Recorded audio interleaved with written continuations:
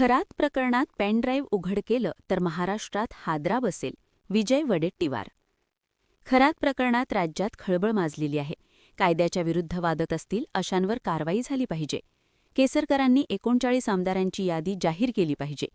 Pen drive जर उघड केलं तर महाराष्ट्रात हादरा बसेल, सरकार अडचणीत येईल. लहान मुलीच्या शोषणामध्ये एन्काउंटर केला गेला होता. त्याला वाचवण्याचा प्रयत्न झाला. मोठ्या माशांना वाचवण्यासाठी उद्या खरात बरं वाईट होईल. अनेक पुरावे नष्ट करतील. कायद्याने खरातला शिक्षा दिली पाहिजे. भोंदूगिरीमध्ये सहकार्य असणाऱ्यांवर सुद्धा कारवाई झाली पाहिजे. एक्स्टिंग जसं झालं तसं या एफ-स्टिंगचं होऊ नये, सरकारने काळजी घेतली पाहिजे, असं काँग्रेस नेते विजय वडेट्टीवार यांनी सांगितलं. पाहूयात ते काय म्हणतात. असं हे संघटन सृजन आता सुरू झालेलं आहे. अनेक राज्यांमध्ये ते लागू झालेलं आहे. आमच्याकडेही 15 तारखेपर्यंत हे संघटन सृजन चालणार आहे. या संघटन सृजनमधून माध्यमातून महाराष्ट्रामध्ये अनेक नवीन लोकांना जिल्हा पातळीवर काम करायला संधी मिळणार आहे. जिल्ह्याच्या अनेक ठिकाणी नेतृत्व लोकांच्या कार्यकर्त्यांना विचारून, पदाधिकाऱ्यांना विचारून, इलेक्टेड मेंबरला विचारून हा निर्णय व्हावा की लोकांना संघटन मजबूत करण्यासाठी कोण चेहरा हवा आहे. यासाठी हे संघटन सृजन सुरू आहे. माजी पदाधिकारी, माजी आमदार, माजी खासदार, आमदार आणि अनेक इलेक्टेड निवडून आलेले हे आणि राज्य पातळीवर, देश पातळीवर, जिल्हा पातळीवर, तालुका पातळीवर काम करणारे कार्यकर्ते यांना विचारात घेऊन तो नेतृत्व अंतिम केलं जाईल. आणि हे यासाठी संघटनेसाठी आवश्यक आहे, मजबूत करण्यासाठी आवश्यक आहे. त्यातून नक्कीच काँग्रेसला मजबूती मिळेल. थँक्यू.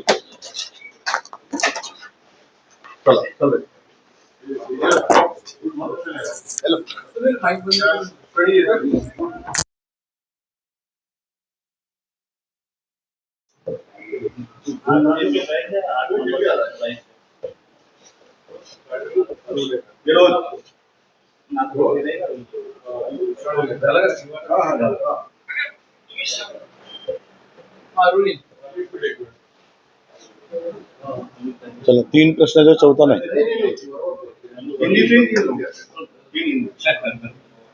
चला फटाफट.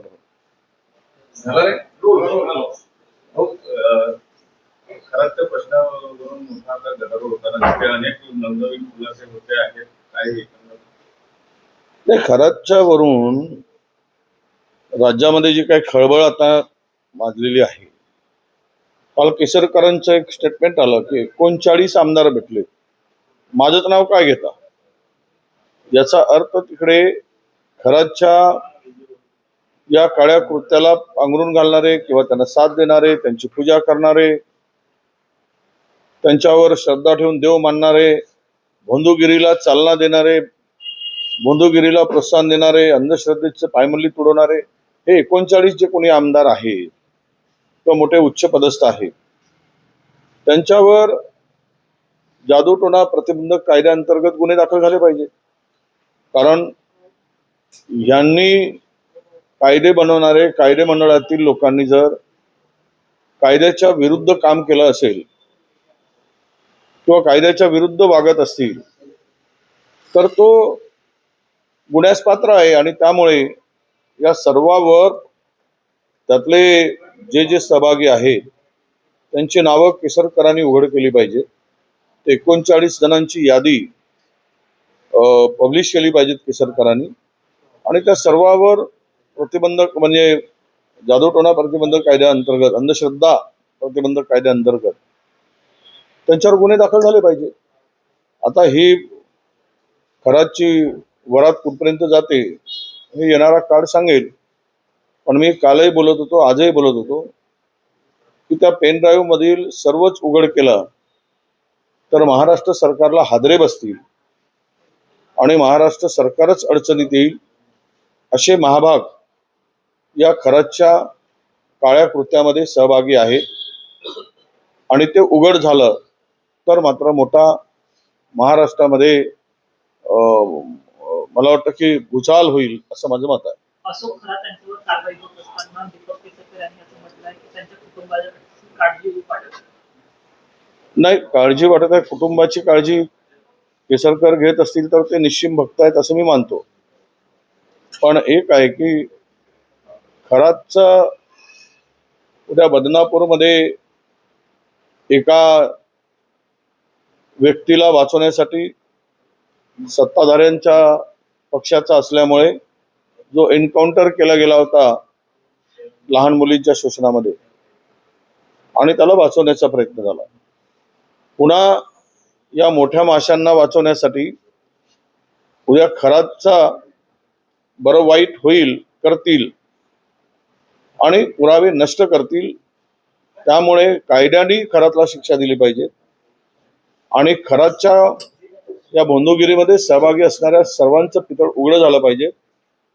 त्यामुळे कायद्याच्या चौकटीत राहून खरातला शिक्षा व्हावी, परंतु पुरावेच नष्ट करण्यासाठी उद्या खरातच ज्या एफएसटींचं झालं, 30 सेकंदामध्ये लाईट गेली आणि त्याचा मृतदेह आढळून आला, तर आपल्या महाराष्ट्रातील आणि भारतातील हा एक दुसरा एफएसटीनच आहे. एकूण जे प्रकरण उघडकीस येत आहे, त्या एफएसटींचं जसं झालं तसं या एफएसटींचं होऊ नये म्हणून सरकारने त्या संदर्भात काळजी घेतली पाहिजे. गॅस टंचाई मोठ्या प्रमाणात होते आहे आणि अकोल्यामध्ये गॅस सिलेंडरसाठी लाईन लागलेल्या एका व्यक्तीचा मृत्यू झाला. प्रकाश आंबेडकरांनी आरोप केला आहे की गॅस टंचाईचा हा पहिला भाग. नाही, बघा, देशाचं वाऱ्यावर सोडलं आहे मोदी सरकारने, भारतीय जनता पक्षाने. देशाची काळजीच राहिली नाही. यांना निवडणुका जिंकणे, सत्ता मिळवणे, पुन्हा निवडणुका जिंकणे आणि मजा मारणे या पलीकडे यांच्याकडे कुठला एजेंडा नाही. आज देश संकटात असताना प्रचाराच्या जोरदार भाषणे सुरू आहे आणि लोकांना लाईनमध्ये उभं केलं आहे. जसं कोरोनामध्ये लाईनमध्ये उभं करून लोकांचा जीव घेतला, तसा जीव घेण्याचा प्रयत्न आता पुन्हा सरकारकडून सुरू झाला आहे. म्हणजे सामान्य माणूस मेला काय, जगला काय, तरी हे सांगतात की काही तुटवडा नाही, काही चिंता करायची नाही. काल भुजबळांनी सांगितलं की 15 दिवसानंतर LPGचा मोठा प्रश्न या देशामध्ये निर्माण होईल आणि इराणनी आपली भूमिका स्पष्ट केली आहे. रशियाने तेल देण्याचा बंद करण्याचा निर्णय घेतला आहे. अशा स्थितीत रशिया आपल्याला नाकारतोय, आम्ही जाऊन गळाभेट करतो त्यांची. इराण आमचा दोस्त होता, दुश्मन झालाय. हे कुठे आहे, काय चाललंय? केवळ हिंदू मुस्लिम करून, भारत पाकिस्तान करून भारत देश पुढे जाऊ शकत नाही. भारताचं परराष्ट्र धोरण हे फार कुचकामी ठरते आहे आणि म्हणून मला असं वाटतं की या दोनही टंचाईमध्ये उद्या अनेकांचे बळी गेलेत आणि अनेकांचा जीव गेला, तर याला मोदी सरकार हे जबाबदार राहील. हे भाजपचं सरकार याला जबाबदार आहे त्यांचा बळी घेण्यासाठी. आणि हे टंचाई निर्माण झाली याला कारणही हेच सरकार आहे. तरी पण पाप लपवण्याचं काम सुरू आहे. इथे काही व्यवस्था करण्याची आवश्यकता आहे. ते न करता उलट टंचाई नाही म्हणून आपण विरोधकावर आरोप करायचे, विरोधक अफवा पसरवत आहेत म्हणायचे. मग ही लाईन कोणी काय आम्ही लावली काय? काल जो बळी गेला तो आम्ही घेतला काय? अरे, थोडी तरी बोलताना आपण वस्तुस्थितीचा अंदाज घेऊन बोललं पाहिजे, असं आमचं मत आहे. राजकारणात लवकरच मोठा भूकंप होणार. ऑपरेशन टायगर की ऑपरेशन तुतारी हे लवकरच पुढे येईल असं ज्योती वाघमारे शिवसेनेचे खासदार. आता ज्योती वाघमारे प्रवक्ते आहेत, आता नवीन खासदार झाले आहेत, त्यामुळं त्यांना असे काही स्टेटमेंट करणं बंधनकारक आहे. कारण आता पुन्हा त्यांना पुढे यायचं आहे, नाव करायचं आहे. आता खासदार झाल्यानंतर ते जर अशा प्रकारचे बोलणार नाहीत, हे ऑपरेशन वगैरे, तर मग त्यांची दखल कोण घेईल? त्यामुळे त्यांनी स्वतःकडे लक्ष केंद्रित व्हावं, त्यांची लोकप्रियता वाढावी म्हणून अशा प्रकारचे स्टेटमेंट ते करत असावे. त्यापेक्षा दुसरं यामध्ये काही मला तथ्य दिसत नाही. अमावास्येच्या रात्री खरतांच्या बंगल्यावर अनेक बड्या नेत्यांची रांगा लागल्याचं सांगितलं जातं. नाही, अमावास्येला हे जर लाईन लावून सगळे बडे नेते जात होते, हे काही लपून राहिलं नाही. खराच्या बंगल्यात, खराच्या मंदिरात, खराच्या पापात सगळे पाप अंधारात करायसाठीच हे गेले होते. कारण अमावस्येला अंधार असतो, अंधारात आपलं पाप झाकावं, आपलं पाप धुवावं, आपल्या पापाचं पाप करता यावं, यासाठी हे सगळे गेले.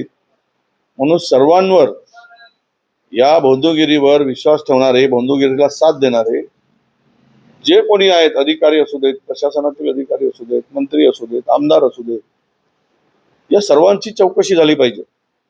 जो जो भेटला त्या सर्वांची चौकशी झाली पाहिजे. म्हणून मी म्हणालो की SIT हाऊसमध्ये बोलताना SIT चौकशीतून फार काही निष्पन्न होत नाही, कारण खूप SIT चौकशी आहे. परंतु न्यायाधीशाच्या देखरेखीखाली पोलिसांनी चौकशी करावी आणि रोज चौकशीचे अपडेट लोकांच्या पुढे ठेवावे. आज चौकशीचा फारच केला, तो कुठे गेलाय, कुठपर्यंत चौकशी गेली, कोण सापडलेत, रोजचा रोज ब्रीफिंग जनतेला दिला पाहिजे. चौकशीमध्ये सांगितलं पाहिजे की यामध्ये कोण कोण मासे अडकत आहे. पण ते उघड न करता झाकून ठेवून ATC करायचे आणि पुन्हा फाईल अहवाल तयार करून दाबून टाकायचा, अशी घटना अनेक वेळा झालेली आहेत. त्यामध्ये मला एकूणच या सगळ्या परिस्थितीत खरातला साथ देणाऱ्यांना, त्वरित जर सरकारची भूमिका इमानदारीची, प्रामाणिकपणाची असेल तर अंधश्रद्धा कायद्याअंतर्गत यांच्यावर गुन्हे दाखल व्हावे, यांची पोलिसांनी चौकशी करावी, यांचे व्हिडिओ कॉल रेकॉर्ड घ्यावा आणि यांचा CDR तपासावा. काय बोलणं झालं, कोणाशी बोलणं झालं, हे सर्व तपासणीची गरज आहे. आवश्यकता पडली तर पोलिसांनी कोणी मोठा असो छोटा असो, कायद्याच्या पुढे कोणी मोठा नाही हे दाखवून द्यावं. दोन्ही राष्ट्रवादीचे विलिनीकरणासंदर्भात पुन्हा एकदा चर्चा सुरू झालेली आहे. ज्यांना विलिनीकरण करायचं आहे त्यांनी सुनेत्रा पवार यांच्याकडे जावं, असं एका बड्या नेत्यांनी म्हटलं. नाही, तर त्यांचा आता वाद संपलेला आहे किंवा संपलेला नाही यावर पडायचं नाही. पण एक आहे की राष्ट्रवादीची दोन शक्ल जी आहे ती उद्याच्या दृष्टीनं आज जी वाटचाल आहे, हे फार काळ काही हे वाटचाल टिकणार नाही. भारतीय जनता पक्ष अजगर आहे, तो हळूहळू एकेकाला गिळंकृत करून टाकेल आणि सुस्तपणे भासही होऊ देणार नाही की त्याच्या पोटात गेले की नाही, तो अंदाजही घेऊ देणार नाही. कारण मला वाटतं की दक्षिण आफ्रिकेमध्ये जे काही अनाकोंडा वगैरे मोठे मोठे दिसतात, तर हे भारतीय जनता पक्ष म्हणजे अनाकोंडाचा बापच आहे. त्यांच्या जवळपास कोणी गेला तर त्याला गिळंकृत करून पोटामध्ये जिरवून टाकतील आणि लोकांना सांगतील की आम्ही कुठे खालाय, अजगराच्या पोटात गेलेलं काही दिसत नाही, तर तसे ते सांगत बसतील. पण यांना गिळंकृत केल्याशिवाय हळूहळू ते थांबणार नाही. त्यामुळं या पक्षाने किती सावधगिरी बाळगावी त्यांचा प्रश्न आहे. जिस तरीके से